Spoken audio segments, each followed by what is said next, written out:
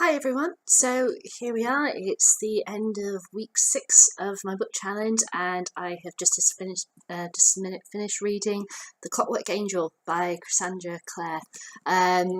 Sorry if I look a bit of a mess, I'm having a chill out day this morning. I'm really tired after my busy day yesterday doing shopping and going to see Pride and Prejudice Zombies and that, so I've just woken up this morning and I have just sat and I have finished reading this book.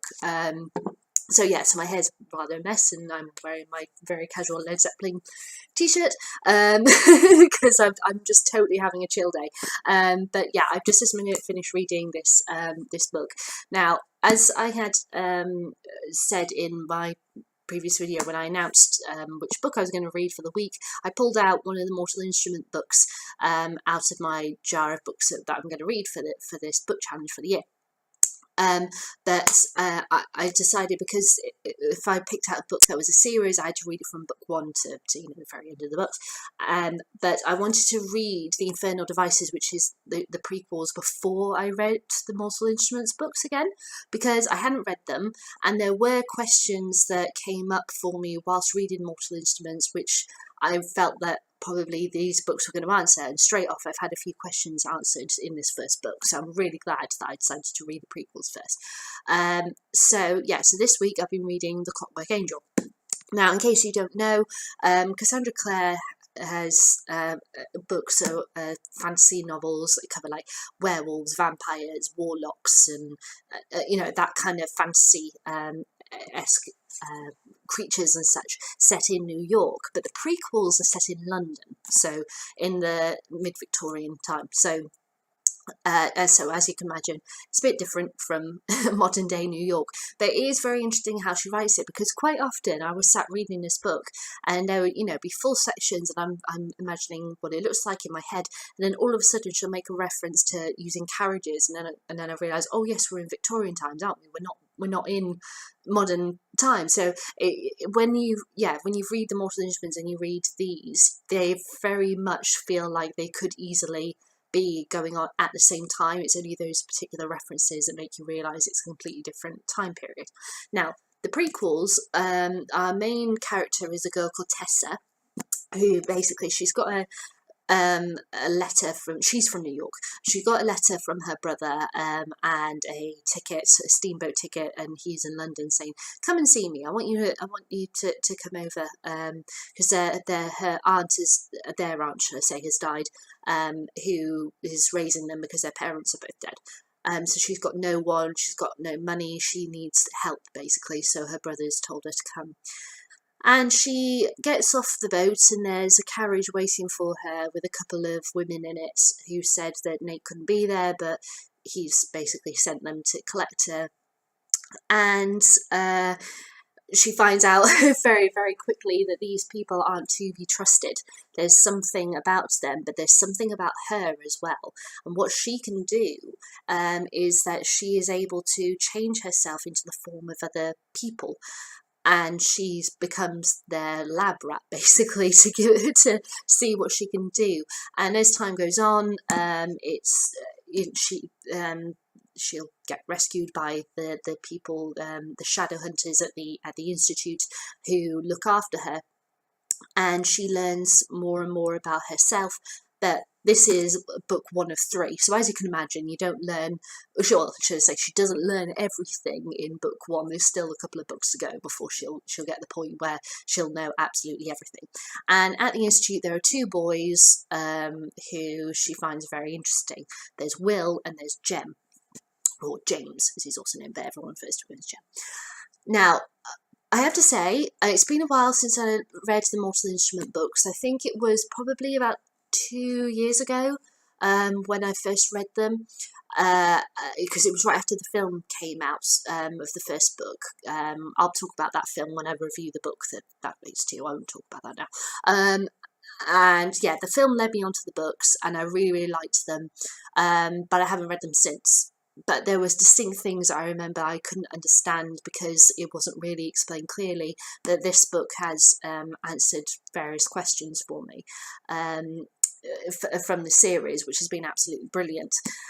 she writes it in such a way that it really flows. There isn't hesitation. There isn't, you're not bogged down by so much heavy information that you have to try and understand before she goes on to a dramatic section where you'll only understand it if you've understood this heavy load of information she's given you. She doesn't do that.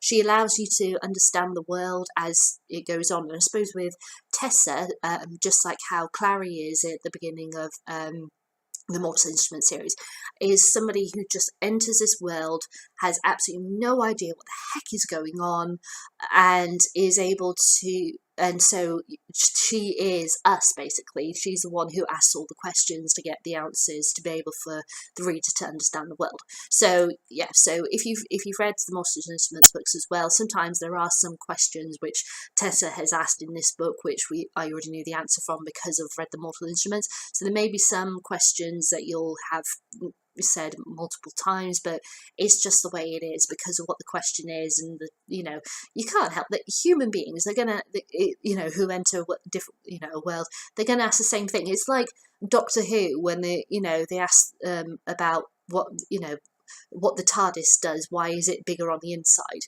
It's something that every single companion, and probably every single person who's entered the TARDIS anyway, regardless if they're a companion or not, has asked.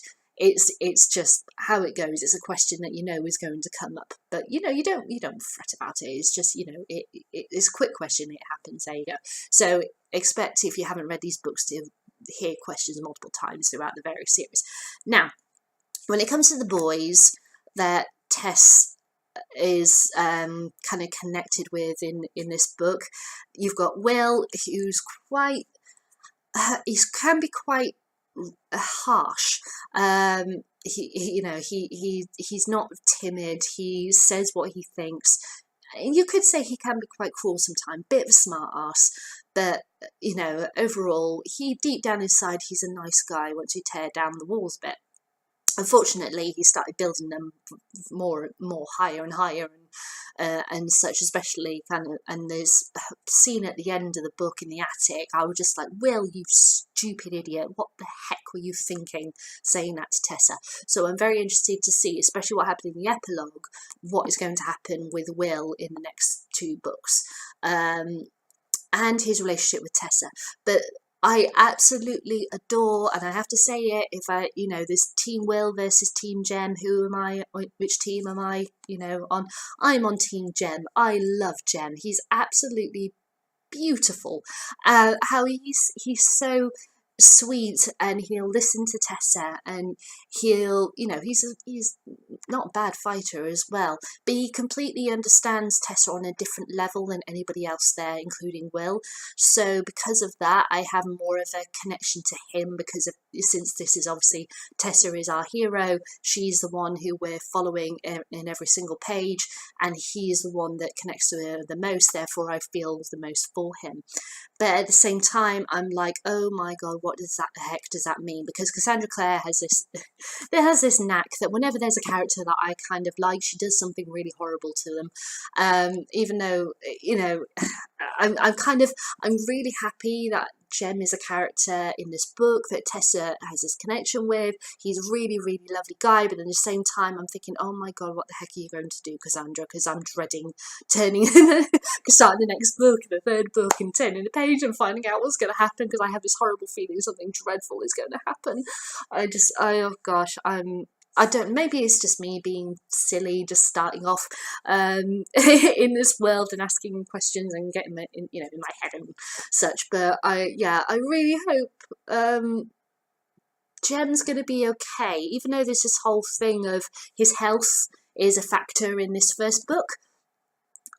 I'm really hoping there's this wonderful thing is going to happen where there's going to be a bit of magic or something that's going to help him, and he'll be okay, and then it'll be fine. But then at the same time, it's that thing with every good thing that can happen with magic, there's or some kind of spell or whatever, there is a consequence, and I really hope that consequence isn't something really, really bad. But yeah, I don't want to lose Jem, he's too lovely. But overall, really, really enjoyed this book. I thoroughly recommend it. It was really good. I think perhaps reading the prequels first before reading the Mortal Instruments is a good idea, because of, as I said, it answers questions that I had from reading the initial Mortal Instruments series.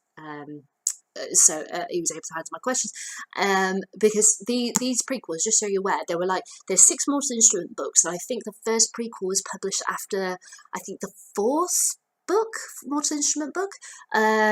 So as you can see, it's not a case of the prequels are written first and then the Mortal Instruments series came out.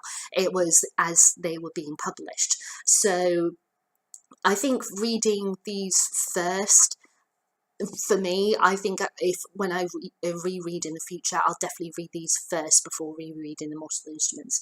But the prequels, just so you know, they're called the Infernal Devices. I don't know if I said that in my video, or else I've been babbling on. But yes, that's what they're called. So yes, I strongly recommend this. It's a really good fantasy series because it's got a really good pace, had me glued to every single page, and I'm really looking forward to starting the next book and seeing what happens to Tess and all the characters, and Will, and especially Jem, because I want to see him pull through. But I'm absolutely dreading that Cassandra's going to do something horrible to him. I don't know, but I guess we'll just have to find out. Well, we'll just have to see. So there are my thoughts on the Clockwork Angel, and what do you think? Have you read the book? What were your thoughts? Did you have certain characters that you preferred? What did you think of the ladies in this book? Because I have to say, the ladies in this book really do kick butt. Kind of like in Mortal Instruments, they're very strong characters. So yeah, let me know. What did you think of it? You can leave me comments, or if you want to show another way, you can give me a thumbs up or a thumbs down. Entirely up to you, but let me know what you think. And I'll be back with my next video announcing the next book, which is rather obviously is going to be the next book, the prequel book in the Mortal of the Infernal Devices series, but I'll be doing a separate video about that. But yeah, I will see you then.